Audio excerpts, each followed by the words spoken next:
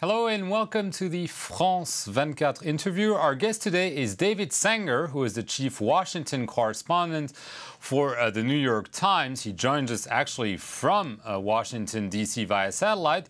He's the author of a fascinating book called Confront and Conceal: Obama's Secret Wars and the Surprising Use of American Power. It was just translated into French. We're very happy to have you, David, from Washington. Great to be with you, Mark.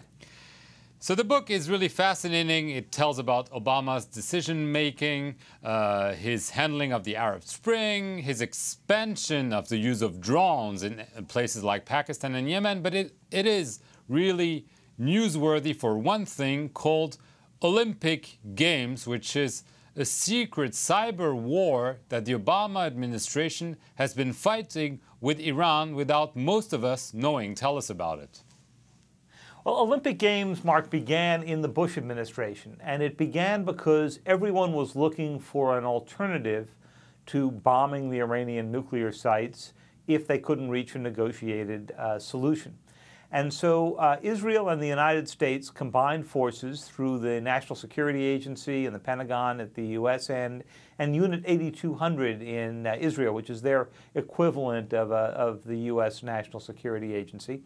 And they began to develop code that would get into the controllers, the computers that run the centrifuges in Iran. Now, these centrifuges are these big floor-to-ceiling devices that spin at supersonic speeds. America may have the strongest military in the world. And these devices, of course, enrich uranium. And the idea was to get in with a secret code and then have the centrifuges speed up and slow down until they began to destroy themselves.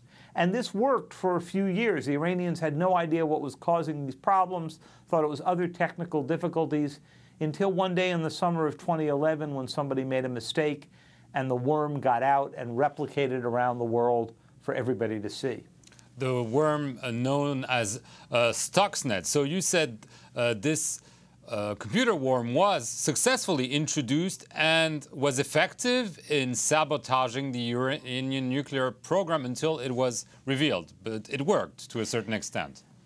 It worked, it delayed them, and it even worked after it was revealed. In fact, the book opens with the head of the CIA at the time, Leon Panetta, going down into the Situation Room at the White House and with some aides telling President Obama that the worm had gotten loose, that somebody had made a coding error. The worm had gotten aboard the laptop computer of an Iranian engineer who went home and got on the internet, and it started replicating itself around the globe.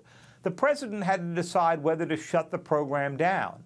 And in the end, that summer, summer of 2010, he said, let's keep it going. The Iranians probably don't yet fully understand what's happening to them. And in fact, that's what they did. And a few weeks later, they were able to destroy about 1,000, a little under 1,000 Iranian centrifuges. Now, that said, the Iranians have since recovered. And if you look at their production rates of uranium, it's now pretty steady and rising at a pretty regular pace. So does that mean that the program is not ongoing, that it was eventually stopped because the Iranians figured it out? We don't know how much of it is ongoing, Mark. I think there's every reason to believe that there's probably an Olympic Games 2 and an Olympic Games 3. There were certainly some techniques they did not use in the first round that they could well now try to use in subsequent rounds. And much of this is dependent on what facilities they want to target. The attacks that I describe in Confront and Conceal were all against the Natanz nuclear enrichment plant. But of course, since that time, the Iranians have fully stocked up another plant deep underground, very hard to bomb, called Fordo. And presumably there is an effort to figure out how you could get into that one as well, especially if it is impervious to bombing. So you're describing this as an U.S.-Israeli initiative, despite the fact that we've seen, at least in public, tensions between Washington and Jerusalem over what to do, how to deal with the Iranian nuclear program, with Israel pushing for a military intervention.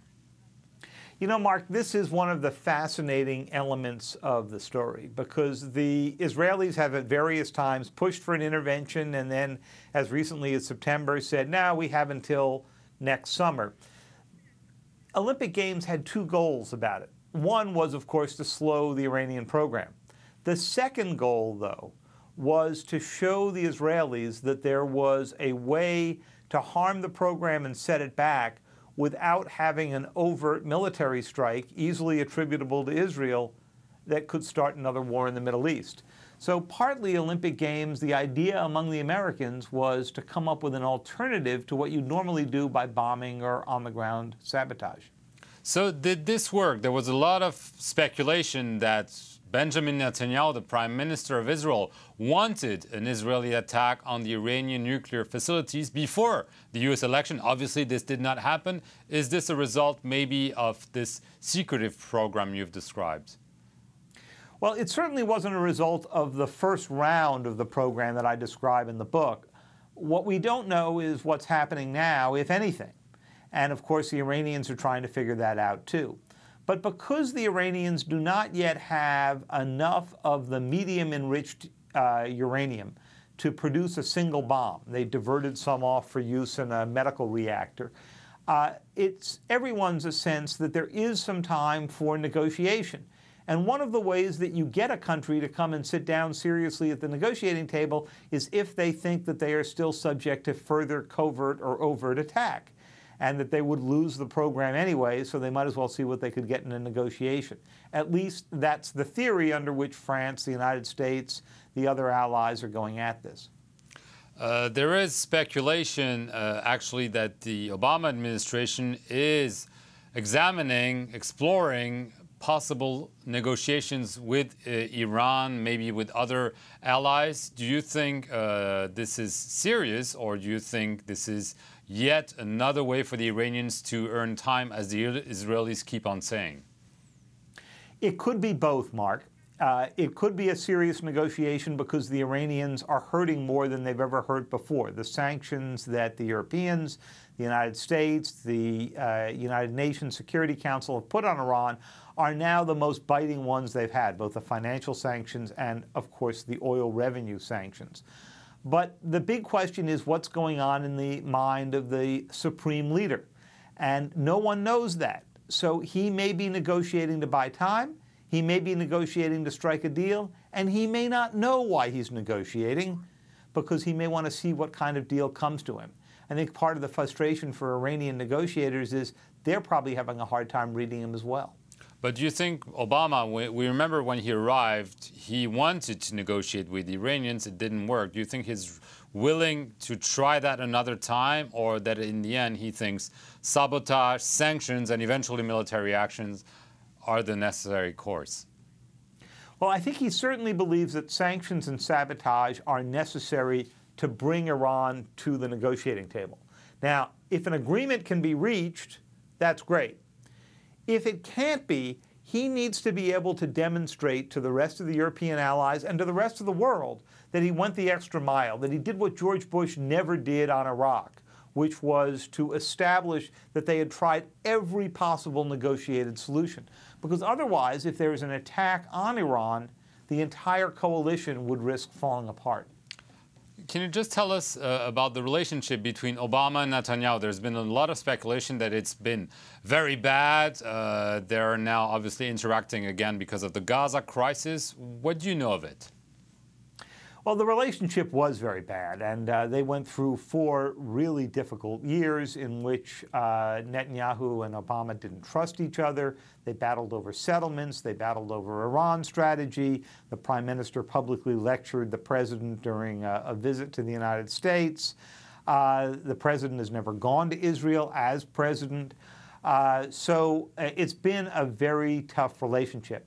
And it was made tougher during the political campaign by the fact that it was pretty obvious that Prime Minister Netanyahu was rooting for Mitt Romney, his old friend and fellow consultant in Boston 20 years ago. But now Gaza has come along, and that has given a chance for both the president and the prime minister to remake this relationship, with both of them realizing that, like it or not, they're stuck with each other for the next few years. Last question. You mentioned the use of drones by Barack Obama during his first mandate. I mean, is this really striking? And could we see drones used in another place? There's a lot of talk right now in France about coming war in Mali, in the Sahel region. And do you think this is really something new with Obama, that he's willing to fight from afar? You know, a big theme of Confront and Conceal is that this has been a very surprising presidency, and it's been surprising because the president has been far more willing to use force than anybody had expected if you listened to him in 2008, and certainly more than most Europeans expected when they heard him talk about engagement. But when you think about it, he took the drone program. He has done nearly 6 times as many drone strikes over Pakistan as President Bush did during President Bush's entire presidency. He has made greater use of cyber. And of course, he's made great use of special forces, not just the night that Osama bin Laden was killed, but these consistent night raids. This is the essence of the light footprint strategy that President Obama has laid out. Now, the question is, has it run its course? We haven't seen the president use it in Syria. He hasn't wanted to get involved there. Mali, as you mentioned, is going to be a very interesting test case and maybe a place where drones could be useful. Certainly the president has shown no compunctions, no hesitation to go use these remote control forms of warfare. David Sanger, thank you very much for enlightening us on the secretive nature of Barack Obama. Your book has been really a pleasure to read, and it's been a pleasure having you here. Thank you very much, and stay here on France 24 for more news.